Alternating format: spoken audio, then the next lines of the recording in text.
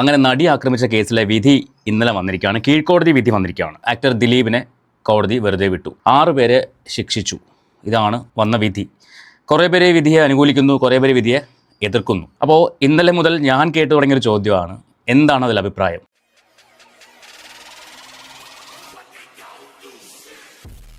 ശരിക്കും ഈ വിധി വന്നതിന് ശേഷം മിത്രങ്ങളായിരുന്ന പലരും ശത്രുക്കളായിട്ടുണ്ട്. എൻ്റെ അല്ല കേട്ടോ, പരസ്പരം. അതായത് ഒരാൾക്ക് ഈ വിധി അനുകൂലമായിട്ട് തോന്നിയെങ്കിൽ മറ്റേ ആൾക്ക് പ്രതികൂലമായിട്ട്, അല്ലെങ്കിൽ അതിജീവിതയ്ക്ക് നീതി കിട്ടിയിട്ടില്ല എന്ന അഭിപ്രായമാണ്. ഇതിനകത്ത് എൻ്റെ അഭിപ്രായം എന്ന് പറയുന്നത് അതിജീവിതയ്ക്ക് നീതി കിട്ടിയിട്ടില്ല എന്ന് തന്നെയാണ്. എന്ന് കരുതിയിട്ട് ഇപ്പോൾ പുറത്ത് വിട്ട ദിലീപ് എന്ന് പറഞ്ഞ വ്യക്തിയാണല്ലോ എല്ലാവരും ചൂണ്ടിക്കാണിക്കുന്നത്. അയാൾ ശിക്ഷിക്കപ്പെടേണ്ടതാണ്, അയാൾ പുറത്ത് പോകേണ്ട ഒരാളല്ല. ഇതൊന്നും പറയാൻ നമ്മളാരും അല്ലെന്നുള്ളതാണ്. ഇന്നലെ ഇരുന്നിങ്ങനെ ആലോചിക്കായിരുന്നു, എന്തുകൊണ്ട് അയാളെ പുറത്ത് വിട്ടു? തെളിവിൻ്റെ അഭാവത്തിൽ പുറത്ത് വിടുന്നു എന്നാണ് കോടതി വിധിച്ചിരിക്കുന്നത്. പക്ഷേ എന്തുകൊണ്ട് പുറത്തുള്ള ആൾക്കാർ തിരിച്ച് സംസാരിക്കുന്നു? അയാളുടെ പൈസയാണ് അയാളെ ഈ പറയുന്ന കേസിൽ നിന്ന് വിടുവിച്ചത് എന്നൊക്കെ രീതിയിൽ എന്തുകൊണ്ട് സംസാരിക്കുന്നു?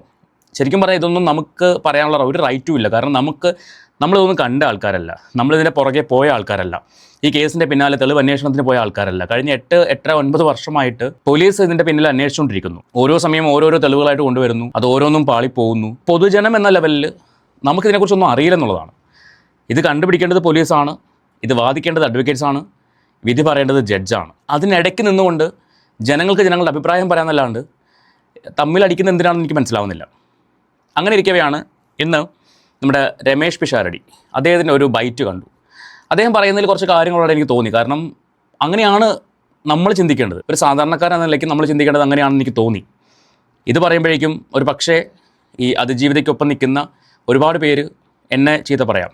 കാരണം വേറൊന്നുമല്ല, ഞാൻ അതിജീവിത എന്ന് പറയുന്ന ആ ഒരു വ്യക്തി അവരൊരു ബ്രേവ് ഗേൾ തന്നെയാണ്. കാരണം ഇത്രയും വലിയൊരു ഇഷ്യൂ ഉണ്ടായിട്ടും അവരിന്നും പിടിച്ചു നിൽക്കുന്നു. വിധി വന്നപ്പോഴും മനസ്സ് തകർന്നുകൊണ്ടാണെങ്കിൽ പോലും പിടിച്ചു നിൽക്കുന്നു. അതിനവരെ സപ്പോർട്ട് ചെയ്ത കുറച്ച് ആൾക്കാരുണ്ട്. അവർക്ക് ഇന്നും നീതി കിട്ടിയിട്ടില്ല എന്നാണ് ഞാൻ വിശ്വസിക്കുന്നത്. എന്ന് കരുതിയിട്ട് ഇവിടെ ഒരാളെ പുറത്ത് വിട്ട ഒരാൾ തെറ്റുകാരനാണ് എന്നും പറയാൻ പറ്റില്ല. നാളെ മറ്റൊരു കോടതിയിലേക്ക് പോയി, മേൽക്കോടതി, ഇപ്പോൾ ഹൈക്കോടതി ഉണ്ട്, സുപ്രീം കോടതി ഉണ്ട്, അവിടെയൊക്കെ പോയി അയാൾ തെറ്റുകാരനാണ് എന്ന് വിധിക്കുന്നത് വരെയും ഇപ്പോൾ അയാൾ പുറത്ത് വിട്ടു, കുറ്റാരോപിതൻ എന്ന് പോലും ഇപ്പോൾ പറയാൻ പറ്റില്ല. ഇതാണ് അവസ്ഥ. അപ്പോൾ നമ്മളതിന് എന്ത് അഭിപ്രായം പറയാനാണ്? ഒരു സാധാരണക്കാരൻ എന്ന നിലയ്ക്ക് നമുക്കൊന്നും പറയാനില്ല, പറയാൻ പറ്റില്ല. നമുക്ക് രമേഷ് പിഷാരയുടെ ഒരു വാക്കൊന്ന് കേട്ട് നോക്കാം, അദ്ദേഹം എന്താണ് പറയുന്നത്. അത് തന്നെയാണ് എൻ്റെയും ഒരു ആൻസർ എന്ന് പറയുന്നത്. നമ്മൾ ഈ പറയുന്ന കാര്യങ്ങൾക്ക് പുറകെ പോയിട്ടില്ല, കേസ് അന്വേഷണത്തിന് പോയിട്ടില്ല. ഈ ഒരു പ്രശ്നം നടക്കുമ്പോൾ ഞാൻ കൊച്ചിയിലുണ്ട്, 2017 ആ ഒരു ടൈം. ഇഷ്യൂ നടക്കുന്നു. ഇഷ്യൂ നടന്നതിൻ്റെ അടുത്ത ദിവസം ഇവർ ദർബാർ ഹാൾ ഗ്രൗണ്ടിൽ ഒരു സമ്മേളനം വയ്ക്കുന്നു, സിനിമാക്കാരെല്ലാവരും കൂടി ചേർന്നിട്ട്. അവിടെ വെച്ചിട്ട് ഓരോരുത്തരും അവരവരുടെ അഭിപ്രായങ്ങൾ പറയുന്നു. അതിനുശേഷം കേൾക്കുന്ന വാർത്ത എന്ന് പറയുന്നത് നടൻ ദിലീപ് അറസ്റ്റിൽ എന്ന് പറഞ്ഞിട്ടാണ്. ഒരു അരമണിക്കൂർ കഴിഞ്ഞില്ല, അതിന് മുന്നേ തന്നെ ദിലീപിൻ്റെ ഉടമസ്ഥതയിലുള്ള, ദിലീപിൻ്റെയും നാദിർഷ അദ്ദേഹത്തിൻ്റെ ഉടമസ്ഥതയിലുള്ള ദേപ്പുട്ട് എന്ന് പറയുന്ന ഷോപ്പ്, റെസ്റ്റോറൻറ്റ് ഒബ്രോൺ മോളിനടുത്തായിട്ടാണ്, അത് അടിച്ചു പൊട്ടിക്കുന്നു. രാഷ്ട്രീയ പ്രവർത്തകരാണോ പൊതുപ്രവർത്തകരാണോ ഇതൊന്നും എനിക്കറിയില്ല, അടിച്ചു പൊട്ടിക്കുന്നു. ആ വാർത്തയാണ് കാണുന്നത്. ഇതൊക്കെയാണ് എൻ്റെ അറിവിൽ നടന്ന കാര്യങ്ങളെന്ന് പറയുന്നത്. അപ്പോൾ ഒരു കേസ് ഉണ്ടാകുന്നു, അതിലൊരു വ്യക്തി അറസ്റ്റ് ചെയ്യപ്പെടുന്നു, വിത്തിൻ അവേഴ്സ് ആ വ്യക്തിയുടെ ഒരു ഷോപ്പ് അടിച്ച് തകർക്കപ്പെടുന്നു. ഒരു അരമണിക്കൂർ പോലും ആയിട്ടില്ല, അതിന് മുന്നേ തന്നെ ആ വാർത്ത പുറത്ത് വരുന്നു, ഇന്ന ആളുടെ ഇന്ന സ്ഥലം ഇന്ന സ്ഥാപനം അടിച്ചു പൊട്ടിച്ചു എന്ന് പറഞ്ഞിട്ട്. ഇതെല്ലാം ഞൊടിയിടയിൽ നടക്കുന്ന സംഭവങ്ങളാണ്. ഇതിനകത്ത് ആരാണ് ഇര, ആരാണ് ഉത്തരവാദി എന്ന് നമുക്കിപ്പോഴും പറയാൻ പറ്റില്ല. എല്ലാവരും ഒരാളെ തന്നെ ബ്ലെയിം ചെയ്യുമ്പോൾ, അയാളാണ് കൊട്ടേഷൻ കൊടുത്തതെന്ന് പറയുമ്പോൾ നമ്മുടെ കയ്യിൽ എവിഡൻസ് ഇല്ല എന്നുള്ളതാണ്. ഈ എവിഡൻസിൻ്റെ അഭാവത്തിലാണല്ലോ കോടതി അയാൾ വെറുതെ വിട്ടത്. അത് പൈസയുടെ പുറത്ത് കോടതിയെ വിലയ്ക്ക് വാങ്ങുക എന്നൊക്കെ പറയുന്നത് എനിക്ക് അങ്ങോട്ട് മനസ്സിലാവുന്നില്ല. ഞാൻ എന്തുകൊണ്ടാണ് അതിജീവിതയ്ക്ക് നീതി കിട്ടിയിട്ടില്ല എന്ന് പറയാൻ കാരണം, ഇപ്പോഴും പൾസർ സുനി എന്ന് പറയുന്ന വ്യക്തിയെ കൊണ്ട് ഇത് ചെയ്യിച്ച ആൾ മറയ്ക്കുള്ളിൽ തന്നെ നിൽക്കുകയാണ്. അത് ഈ പറയുന്ന ദിലീപ് ആവാം, അല്ലെങ്കിൽ മറ്റൊരാളായിരിക്കാം. കോടതി പറയുന്നു ദിലീപിൻ്റെ കുറ്റം അവിടെ തെളിവിൻ്റെ അഭാവത്തിൽ തെളിയിക്കാൻ പറ്റുന്നില്ല, ദിലീപിൻ്റെ കുറ്റം തെളിയിക്കാനുള്ള തെളിവുകൾ കിട്ടിയിട്ടില്ല എന്നാണ് കോടതി പറയുന്നത്. അപ്പോൾ അയാളെ വെറുതെ വിട്ടു എന്ന് കരുതി അയാൾ കുറ്റക്കാരനല്ല എന്ന് നമുക്ക് പറയാൻ പറ്റില്ല. നാളെ മറ്റു കോടതികളിൽ അപ്പീലിന് പോയി കഴിഞ്ഞാൽ അവിടെ വിധി വന്നാൽ മാത്രമേ അയാൾ കുറ്റക്കാരനാണോന്നോ അല്ലെന്നോ പറയാൻ പറ്റുള്ളൂ. ഇവിടെ അതിജീവിതയ്ക്ക് നീതി കിട്ടില്ല എന്ന് പറയാൻ കാരണം യഥാർത്ഥ പ്രതി ഇപ്പോഴും മറയ്ക്കുള്ളിലാണ്. എന്നാൽ ആദ്യത്തെ 6 പ്രതികൾക്ക് ശിക്ഷ കിട്ടി. അതിനെക്കുറിച്ച് ഒരാൾ പോലും സംസാരിക്കുന്നില്ല. ആ ശിക്ഷ വിധിക്കപ്പെട്ട ആ വിധിന്യായത്തിൽ ഒരാൾ പോലും സാറ്റിസ്ഫൈഡ് അല്ല. ഈ ഒരാളെ പ്രതിയാക്കാൻ വേണ്ടി ഉള്ളൊരു വ്യഗ്രത പോലെയാണ് എനിക്ക് ഫീൽ ചെയ്യുന്നത്. പൊതുവെ നോക്കുകയാണെങ്കിൽ ഒരു വിഭാഗം ആൾക്കാർ ഇയാളാവണം പ്രതി. ഇപ്പോൾ അദ്ദേഹത്തിൻ്റെ ഒരു സിനിമയിൽ പറയുന്ന പോലെ, രാമലീല, ആ സിനിമയിൽ പറയുന്ന പോലെ ഞാനാവണം പ്രതി എന്നൊരു തീരുമാനമുള്ളതുപോലെ മറ്റൊരാൾ എന്തുകൊണ്ട് ആയിക്കൂടാ? ഒരുപാട് പേര് ചൂണ്ടിക്കാണിക്കുന്ന ഒരു ചോദ്യമാണ്, ഇയാളെ കുരുക്കാൻ വേണ്ടി മറ്റൊരാൾക്ക് എന്തുകൊണ്ട് ചെയ്തുകൂടാ? അതിജീവിതയ്ക്ക് നീതി കിട്ടിയിട്ടില്ല, അവർക്കൊപ്പം തന്നെയാണ് നിൽക്കേണ്ടതും എന്ന് കരുതി അതിൻ്റെ പേരിൽ ഇയാൾ തെറ്റുകാരനാണെന്ന് നമുക്ക് പറയാൻ പറ്റുമോ? പറ്റില്ല. കാരണം അയാളെ തെറ്റുകാരനല്ലാന്ന് കാണിച്ചത് കോടതിയാണ്, വിധിച്ചത് കോടതിയാണ്. കോടതിയുടെ തീരുമാനം നമ്മൾ മാനിച്ചേ പറ്റുള്ളൂ. അപ്പോൾ അതിനു വേണ്ടി തമ്മിലടിച്ചിട്ട് എന്താ കാര്യം? നമുക്കതിൽ രമേഷ് പിഷാരടിക്ക് എന്താണ് പറയാനുള്ളത് എന്ന് കേട്ട് നോക്കാം. കുറിച്ച് ഞാൻ എന്താണ് പറയേണ്ടത്? ഞാൻ പറഞ്ഞു വാർത്ത ചോദ്യമായിട്ട് ചോദിച്ചാൽ ഉത്തരം അതിനെക്കുറിച്ചെന്ന് പറയുന്നത് ഞാൻ എന്താണ് അതിനെക്കുറിച്ച്, കാരണം അതിനെക്കുറിച്ചുള്ള എൻ്റെ എന്തെങ്കിലും ഒരു അഭിപ്രായത്തിന് ഇവിടെ പ്രസക്തി ഉണ്ടെന്ന് തോന്നുന്നില്ല. അത് അവർ 8 വർഷത്തോളം നീണ്ട ട്രയലുകളായിരുന്നു. അതിനുശേഷമാണ് ഇന്നലെ വിധി വന്നിട്ടുള്ളത്. പിന്നെ എപ്പോഴും ഈ നീതിയുമായി ബന്ധപ്പെട്ട് എനിക്ക് തോന്നുന്നൊരു കാര്യം, ഒരു വിഭാഗം ആളുകളോ ഞാനോ നിങ്ങളോ മാധ്യമങ്ങളോ ഒക്കെ തീരുമാനിക്കുന്ന ഒരു നീതിയുണ്ട്. കോടതി അവിടെ വരുന്ന കാര്യങ്ങളുമായി, നമ്മുടെ അസംഷൻസിനേക്കാളും നമ്മുടെ പ്രൊഡിക്ഷൻസിനേക്കാളും അവിടെ വരുന്ന കാര്യങ്ങൾ കൂട്ടിക്കിഴിച്ച് നോക്കി കോടതി പറയുന്ന ഒരു നീതിയുമുണ്ട്. ഈ രണ്ട് നീതികൾ തമ്മിൽ എപ്പോഴും പൊരുത്തക്കേടുകൾ ഉണ്ടാകാതിരിക്കാം. എല്ലാവർക്കും സ്വാഗതമായ, എല്ലാവരും ഒരുപോലെ അംഗീകരിക്കുന്ന വിധികൾ ഉണ്ടാകാറില്ല. ചിലപ്പോഴൊക്കെ ഉണ്ടാകാറുണ്ട്. അപ്പോൾ അങ്ങനെ ചിന്തിക്കുമ്പം എന്നെ സംബന്ധിച്ചിടത്തോളം കോടതി പറഞ്ഞത് ഇപ്പോഴത്തെ സാഹചര്യത്തിൽ വിശ്വസിക്കുക എന്നുള്ളതാണ് എനിക്ക് പറ്റുന്ന കാര്യം തോന്നിയിട്ടുണ്ട്. ഉറപ്പായിട്ടും ശരിയല്ലേ? ഒരു സാധാരണക്കാരെന്ന നിലയ്ക്ക് കോടതി പറയുന്നത് നമുക്ക് ഒബേ ചെയ്തേ പറ്റുള്ളൂ. കോടതി പറയുവാണ് ഈ വ്യക്തി കുറ്റക്കാരനല്ല, അയാൾ വെറുതെ വിടുന്നു എന്ന് പറഞ്ഞാൽ അത് അനുസരിച്ചേ പറ്റുള്ളൂ. അതിനെ കോടതിയെ ചോദ്യം ചെയ്യുന്ന ഒരു അഡ്വക്കേറ്റ് പറയുന്നത് കേട്ടു, ജഡ്ജ്മെൻറ്റ് പറഞ്ഞത് ഒരു സ്ത്രീയാണ്, വാദിച്ച ഒരു സ്ത്രീയാണ്, ഒരു സ്ത്രീക്ക് വേണ്ടിയാണ് വാദിച്ചത്. ഇവിടെ സ്ത്രീ പുരുഷൻ എന്നതിൽ വ്യത്യാസമില്ല. കോടതിയുടെ മുന്നിൽ വാദിയും പ്രതിയും മാത്രമേ ഉള്ളൂ, അല്ലേ? അങ്ങനെയല്ലേ? എൻ്റെ അറിവ് അങ്ങനെയാണ്. കോടതിയുടെ മുന്നിൽ സ്ത്രീയൊന്നും പുരുഷനൊന്നും വ്യത്യാസമില്ല. എൻ്റെ പുരുഷന് ഈ പറഞ്ഞ മാനോ അഭിമാനമൊന്നും ഇല്ലേ? സ്ത്രീക്കുള്ളതുപോലെ തന്നെ അത് പുരുഷനും ഉണ്ട്. അപ്പോൾ ഇയാൾ തെറ്റ് ചെയ്തിട്ടില്ലെങ്കിൽ, ഞാൻ ചെയ്തിട്ടില്ലെന്ന് വ്യക്തമായിട്ട് പറയുന്നില്ല, കാരണം നമുക്കറിയത്തില്ല. ചെയ്തിട്ടില്ലെങ്കിൽ കഴിഞ്ഞ ഇത്രയും വർഷങ്ങൾ അയാൾ നേരിട്ട ഹരാസ്മെൻറ്റ്, അയാളുടെ കരിയർ, ഇതിനൊന്നും ഒരു വാല്യൂ ഇല്ലേ? ഇനി ചെയ്തിട്ടുണ്ടെങ്കിൽ അയാൾ ശിക്ഷ അർഹിക്കുന്ന ഒരാൾ തന്നെയാണ്. നമുക്കിത് പറയാൻ അർഹത ഇല്ലെന്നാണ് ഞാൻ പറഞ്ഞത്. കാരണം നമുക്കിത് അറിയില്ല. ഒരു പൊതുജനം എന്ന നിലയ്ക്ക് നമ്മുടെ കയ്യിൽ യാതൊരു എവിഡൻസും ഇല്ല. ഇതെല്ലാം ഉള്ളത് എവിടെയാണ്? പോലീസിൻ്റെ കയ്യിലും കോടതിയിലൊക്കെയാണ്. പോലീസിന് തെളിയിക്കാൻ പറ്റാത്തൊരു കാര്യം നമുക്ക് അങ്ങനെ പറയാൻ പറ്റും? സർക്കാർ പറയുന്ന അടുത്ത് അപ്പീലിന് പോകണം. അവിടെയും ഇയാൾ പ്രതിയാണ് എന്ന് പറഞ്ഞാൽ മാത്രമേ അയാൾ പ്രതിയാവുന്നുള്ളൂ. അതുവരെയും അയാൾ പ്രതിയാക്കപ്പെട്ട അല്ലെങ്കിൽ കുറ്റാരോപിതൻ മാത്രമാണ്. ഇതിനകത്ത് പൊതുജനം എന്ന നിലയ്ക്ക് നമ്മൾ എന്ത് അഭിപ്രായം പറയാനാണ്? അത് തന്നെയാണ് ഇദ്ദേഹം ചോദിച്ചേക്കുന്നത്. പക്ഷേ ഇതിൻ്റെ താഴെ വന്ന കമൻസ് കാണണം. എൻ്റെ പൊന്നോ, ആളെ പൊങ്കാലിട്ട് അങ്ങോട്ട് അഭിഷേകം ചെയ്തേക്കാണ്. നമുക്ക് ബാക്കി കേട്ട് നോക്കാം. അങ്ങനെയല്ലേ നമുക്ക് ചെയ്യാൻ പറ്റുള്ളൂ. ഞാനിത് അന്വേഷിക്കുകയോ അല്ലെങ്കിൽ ഈ കാര്യങ്ങൾ മാധ്യമങ്ങളോട് അറിയുന്നതിനപ്പുറം ഇതിന് പുറകെ പോയിട്ടുള്ള ഒരാളല്ലല്ലോ. അപ്പോൾ കോടതി പറയുന്നു ഇത്ര ആളുകളാണ് ഇത് ചെയ്തിട്ടുള്ളത്, ഇന്നയാൾ ഇതിനകത്തില്ല എന്ന് പറയുമ്പം എനിക്ക് അതിനപ്പുറത്തേക്ക് ഒരു കാര്യം സ്റ്റേറ്റ്മെൻറ്റായി വെക്കത്തക്ക രീതിയിൽ എൻ്റെ കയ്യിലൊന്നുമില്ല. അതങ്ങനെയാണല്ലോ.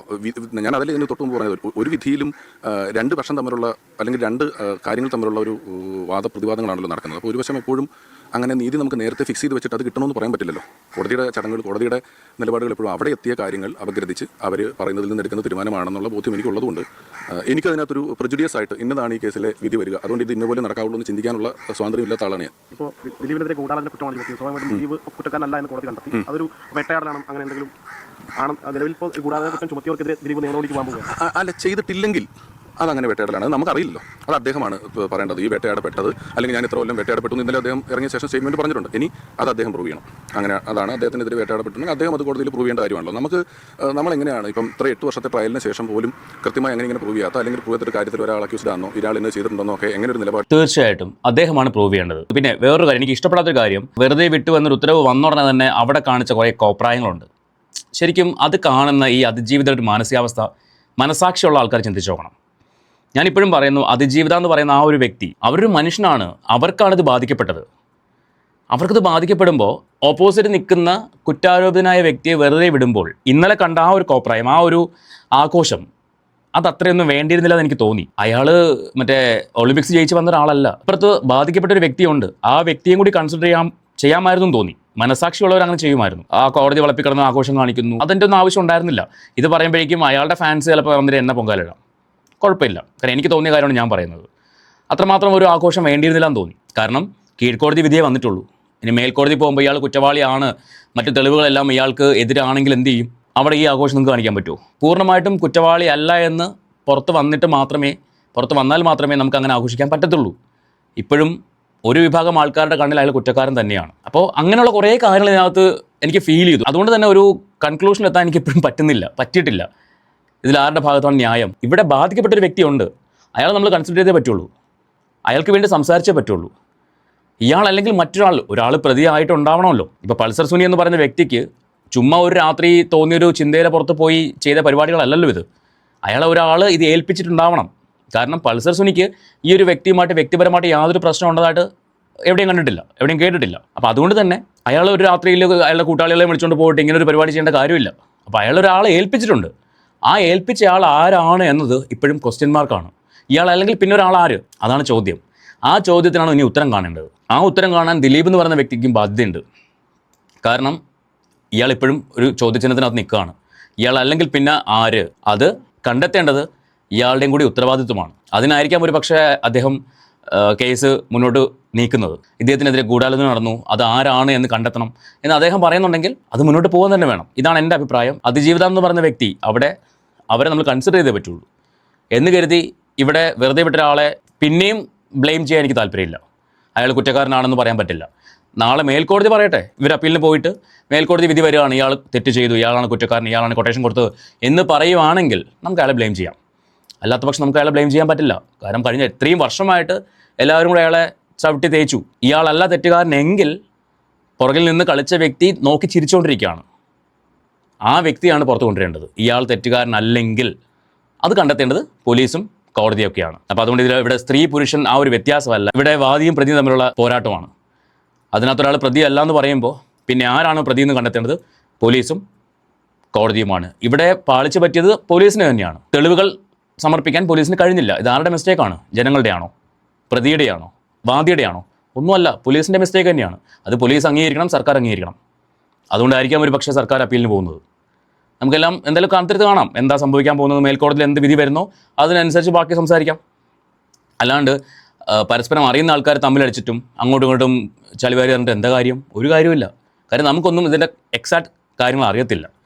നമ്മളെ അറിവ് മാധ്യമങ്ങൾ പറയുന്ന അറിവാണ്. അവരാണെങ്കിൽ TRP കൂട്ടാൻ വേണ്ടി അവിടെ ഇവിടെയും പൊടിപ്പും തൊങ്ങലും മസാലയൊക്കെ ചേർത്ത് പറഞ്ഞുകൊണ്ടിരിക്കുന്നു. ചില മാധ്യമങ്ങൾ ഇയാളെ പ്രതിയാക്കാൻ വേണ്ടി ശ്രമിച്ചുകൊണ്ടിരിക്കുന്നു, ചില മാധ്യമങ്ങൾ ഇയാളെ പ്രതി അല്ലാതാക്കാൻ വേണ്ടി ശ്രമിച്ചുകൊണ്ടിരിക്കുന്നു. അപ്പോൾ അതിനകത്ത് നമ്മൾ കാണുന്ന കാര്യങ്ങൾ മാത്രമേ നമുക്കറിയത്തുള്ളൂ. എനിവേ, നിങ്ങളുടെ അഭിപ്രായത്തിൽ എന്താണ് നിങ്ങൾക്ക് തോന്നുന്നത്? ഇതിനോട് യോജിക്കാം, വിയോജിക്കാം. സോ എന്ത് തന്നെയാണെങ്കിലും നിങ്ങൾ കമൻറ്റ് ചെയ്യുക. അതോടൊപ്പം തന്നെ ചാനൽ സബ്സ്ക്രൈബ് ചെയ്യാതെ കാണുന്നുണ്ടെങ്കിൽ ഒന്ന് സബ്സ്ക്രൈബ് ചെയ്തോളൂ. നമുക്ക് മറ്റൊരു വീഡിയോ ആയിട്ട് വീണ്ടും കാണാം.